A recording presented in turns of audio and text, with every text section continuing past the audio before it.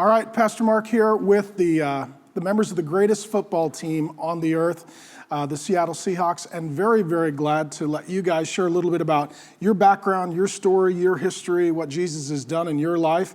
Why don't we go from my left to right? Maybe take a minute, introduce yourself, who you are, what position you play, anything you want to let us know about yourself. My name is Russell Okung. I play left tackle from Houston, Texas. Grew up in a single-parent household. My father passed away when I was a very young child, and I'm here, and I'm happy with my walk and who the man that God's shaping me to be. I know we'll jump into it a little bit later, but maybe with you we'll get there a little quicker. So you grew up without a dad. Were there any men in your life that were really involved that kind of helped fill that role to keep you from getting in a lot of trouble, or what was that like? Well, at first, no. I spent a lot of my childhood was just me and my sister. My mom worked 3 jobs and trying to help raise us, but eventually there were a lot of men that came over and they really poured into my life. And if it weren't for them, I'd be lost. You know, I really wouldn't have the facilitation, the way they facilitated my life and helped me. They groomed and grew me. Yeah, they really sold into me, and I'll forever remember that. Any of those guys Christians? Oh yeah, they're all believers. All believers? They're all men of God, and they really held me accountable. And I can really see, people can really see who they are in my life. You still in contact with some of those guys? Yeah, I speak to them every week. Really? Yeah, they call me and blow my phone up too, man. So yeah, any chance they get, man, they're always over my head and really still pouring into me to this day. That's cool. So if you've got questions about your future, maybe a gal you're interested in, hypothetically, there's a lady that you like or something like that, would these be the kind of guys you'd call, kind of like you would have called your dad if he was still around? Yeah. That if I have a question, maybe scripture or about my faith, or maybe a girl that I'm hoping to court, they're all great resources, and they all give biblical principles and which I need to live by. That's cool, man. That's great. I'm Chris Maragos, free safety, and I'm from Racine, Wisconsin. Okay, and tell us a little bit about your family, wife, kids, the whole. Absolutely. I got a wife. We're going on 4 years of marriage. We met our freshman year in college. I was playing football at Western Michigan University, and yeah, she's been there my whole life for me. Ever since we've met, she's just been absolutely phenomenal. We have a little son, Micah. He's really cute. You guys make cute people. You got to make a lot more people. She's the one that's making the cute babies, believe me. And then we got little Mason. He's on the way. So we're really excited about that. And yeah, God's been good, man. I grew up in a Christian household. Your brother's a pastor, My brother's right? a pastor, absolutely. My brother's a pastor at Harvest Bible Chapel in Chicago. Both of my parents are believers, so strong line of followers of Christ. And what do you think that did for you growing up, setting you on a direction, keeping you from certain trouble? Or are you one of those rebellious kids? That yeah, absolutely. Yeah. You were? Yeah, absolutely. Well, we knew that with the free safety. We knew that guy. Yeah, was right, man. Yeah. Free spirit. I'm all over the place, man. Kamikaze. But yeah, absolutely. It was good from the standpoint that I had a lot of biblical principles that kind of laid the foundation of my life. I didn't take to them, but I had a knowledge of those things. And, the thing about me is, growing up, I did idolize myself and I did idolize sports because those are the things that made me feel great. And, once I started realizing I got to high school, I wasn't the best player anymore. And, I was trying to find satisfaction from so many things that weren't fulfilling me anymore. That's really when, the Lord was getting a hold of my life. And that's really when he saved me when I was a sophomore in high school. So. And how about your family? What do they think about what you're doing now? How's that work? Oh, man, it's a whirlwind. Big football fans. I've been playing football. My dad was a free safety in college as well. And, they just, they really love what I do. But I think the most important thing that they really admire about my brother and I is just, being able to walk with Christ and just have a platform to share, my brother in ministry and, obviously the ministry that we do on the team too as well. But, also the platform through sport that we have, to just tell people about Jesus. Let me ask you this. So you grew up in a believing household with Christian parents. You became a Christian at a pretty young age. If you hadn't met Jesus, what do you think would be different in your life, in your character? And you could be honest. We'll edit it if we have to. Honestly, it's tough to think about where I would be, just because of, understanding all the different distractions that come with, what we do. I mean, if I was in this position, not being a believer, having, the pride, that we would have, just obtaining what we've been able to obtain, having that viewpoint, or, the money that comes along with it, or just really the selfishness. I mean, probably would just be, just trying to live the single thing and just, do the NFL lifestyle. And, I really, as I think about that, I really am thankful that the Lord has gotten a hold of me, and he was gracious enough to, save me at the age that he did, especially when he did me, because at that point in my life, when I was 15, I was really at that tipping scale where, I was spiraling downhill. I was starting to experiment with drugs and starting to do different things, and I was really getting to that point where things were really starting to go out of control. And so God really brought me to his throne, really graciously, and really at the right time when I needed it, in my life, and really was really great. I'm Russell Wilson, quarterback. I'm Clint. He had a rough Sunday. Yeah. Yeah. He looked Little paler in person, huh? Yeah. No, I'm Clint Gresham, long snapper for the Seahawks. So what does a long snapper do? Just for those who are unfamiliar. Yeah, sure. Basically, I've made a career of bending over. I throw things between my legs. So how did you know? I mean, at what point in your life did you realize I'm really good at this? Like where was the day? Yeah. How do you feel this call in your life? Like, I think I want to be a snapper. Because I wasn't a good enough football player. I needed whatever I had to get into college, and thankfully it worked out. That's great. That's great. But yeah, I grew up going to church, and I had an understanding of God. I believed that God loved me, but I thought that love was conditional, and Okay, so explain that. I thought that God loved me as long as I was good. And Well, then you're dead. It's over. Yeah. That's super discouraging. Yeah, I was constantly discouraged and always feeling like, I didn't measure up. I would say that Jesus really didn't get a hold of my heart until I got into college. And it was when I was living in sin and was not interested in God. And God came and he showed me his kindness. How old were you at this time? I was 18. 18. So, okay.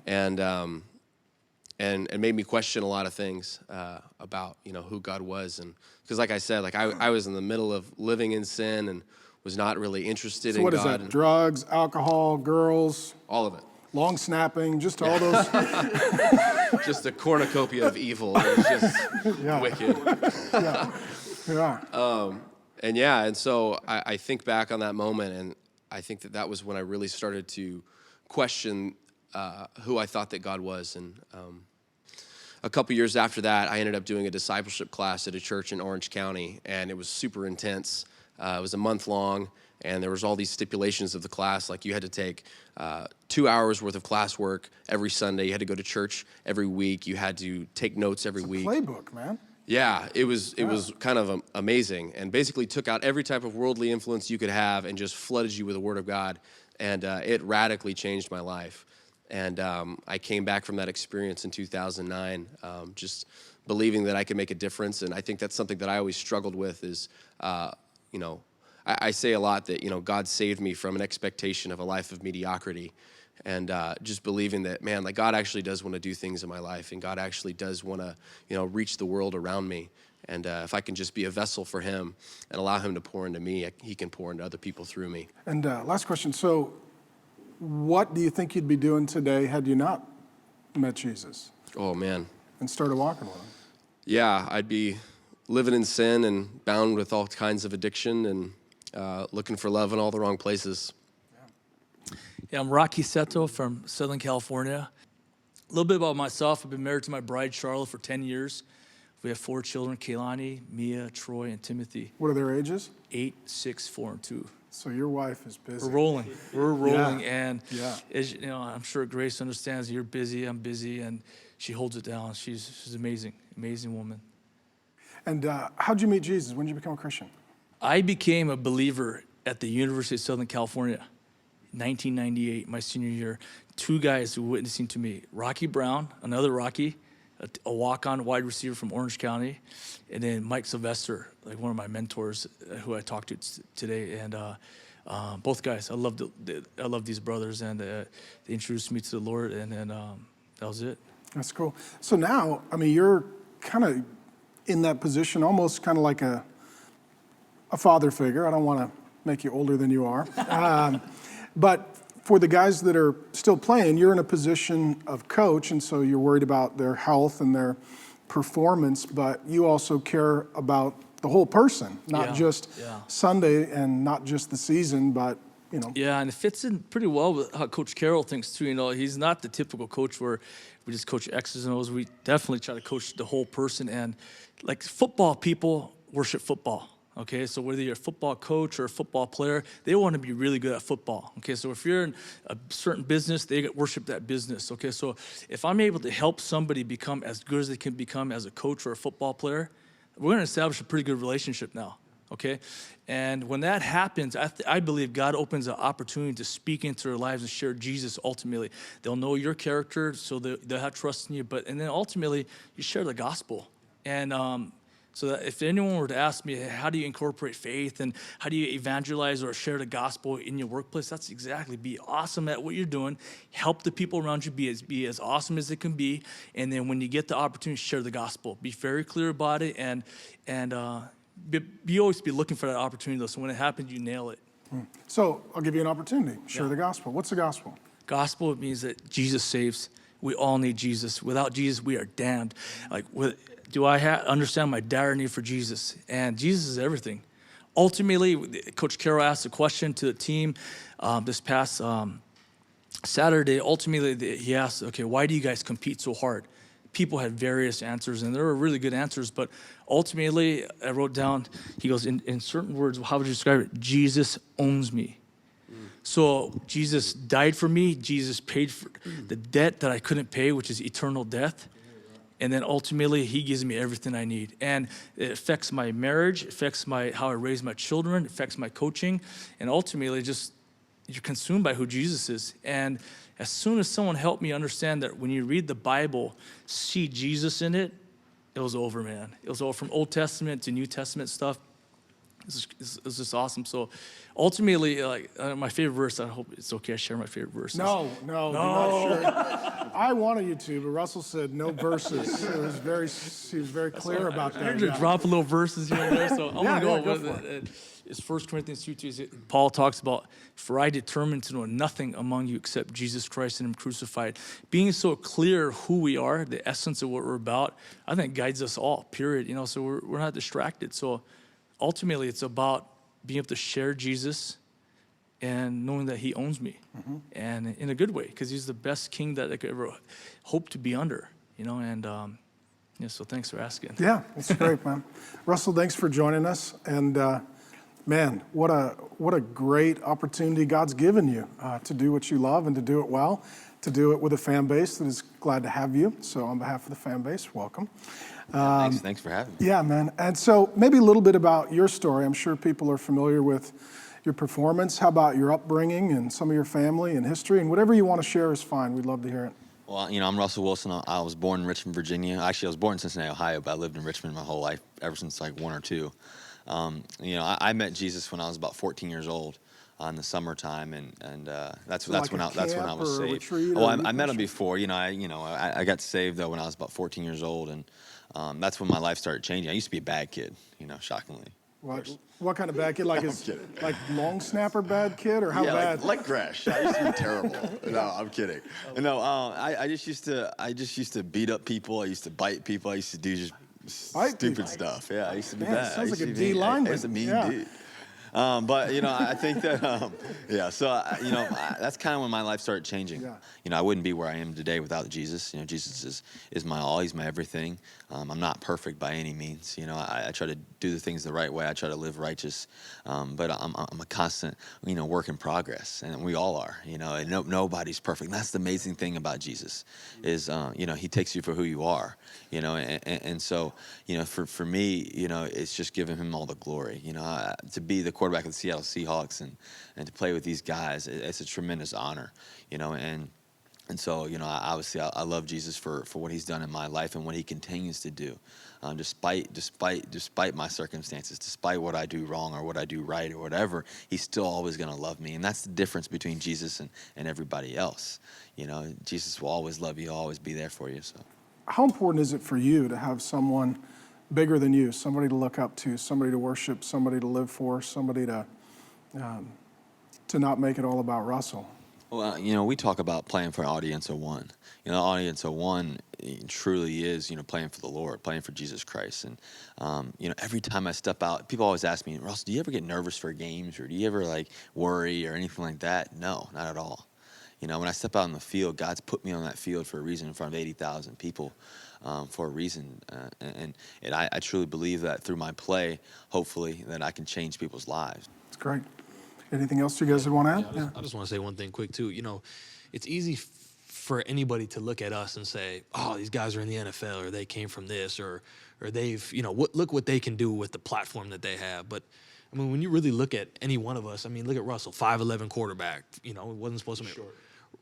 Rocky Seto, Rocky Seto from Southern California, walk on at USC, who was, the guy who just, was trying to get on Coach Carroll's staff. Or Clint Gresham was playing guard in high school, and now he's in the NFL in his 4th year. Or Russell Okung came from, a home that, was shattered, through, his father's passing and where he was. And for me, I was a walk-on, and I didn't earn a scholarship till my 5th year in college, It's like, but now we're on the Seattle Seahawks, and to see the platform that God's given us. And it's like, you look at that and you say, man, we weren't the best of the best. We weren't the cream of the crop. We weren't the people that were supposed to make it. But you see what God can do in and through people that are willing just to be open to what God has and to be faithful with the little things. And as you are, God continues to give you more. And it's really a testament to these guys on how faithful they are and what God's been able to give them, just through their faithfulness. So you don't need to be, the high-profile person or the person with the biggest pedestal. You just need to be faithful. That's it.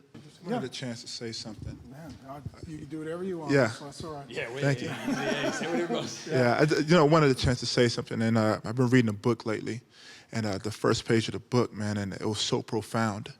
It said, "It's not about you." And after I read that, I just closed the book. I couldn't believe it because it was a concept that I just couldn't believe. Because if I just looked back over my life and I just seen how self-sufficient I was, the background I grew up in, and the fact that I wasn't supposed to be here. Most of the guys I grew up with are either dead and in jail, or most of them haven't made it. And that's the truth. And I'm just thinking about, how are these things happening? I needed to know when I was a young little boy that I was loved and that there was a Father, a supreme, sovereign Father, who came to me and had been watching me every day of my life. Every day of my life. That he saw this man I was going to be today. He knew way beforehand. Way beforehand. The Bible tells us that all these days are numbered. He knows every single detail about us, even before we were in the womb. And he knew that beforehand. That is amazing to me. It blows my mind. It blows my mind that God, in all his love, just loves us just to love us. And all he wants to do is for us to love us back. That it wasn't about me, it wasn't about my heartache, it wasn't about my situations, my circumstances. That is truly about him. Anything else you guys I'd would like add? to say one last thing is take this opportunity. Jesus makes sense, and because literally Jesus is the greatest treasure in the universe. And it just makes sense. It's not like you give up your life and then you get something worse. It's like Jesus is. You give the worst and get the best. That's no question. He gave us everything. We had nothing. He gave us everything. So literally, it's just 1 + 1 = 2. It's just that simple. Jesus is better than anything that we could ever hope. Even better than a Super Bowl, better than an NFL career. Is the NFL coach supposed to say that? That anything is better than the Super Bowl? Don't Jesus, yeah. I don't know if this is that out. I think some of us here, all of us here would like to say, who knows what's going to happen. But if we ever to win the Super Bowl, to be able to tell everyone that, no, Jesus is still better.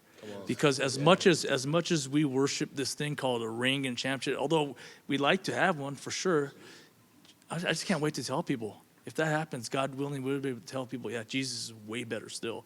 Because you're going to wake up the next day, things are going to be the same if you don't have Jesus. If you have Jesus, it's still going to be awesome, win or lose. So Thank you guys for taking the platform and opportunity and talk to guys about Jesus. And especially in a day when men tend not to go to church, men tend not to be interested in Jesus, to have strong men, godly men, good men who are men who also love Jesus, but love Jesus like a son loves a father is more the way you guys love God. There's a masculine strength to it. I think it's super helpful, and it opens up a possibility for other guys to get to know who Jesus is and get to know him like you guys do. So thank you very, very much for your time. I appreciate it. Yeah.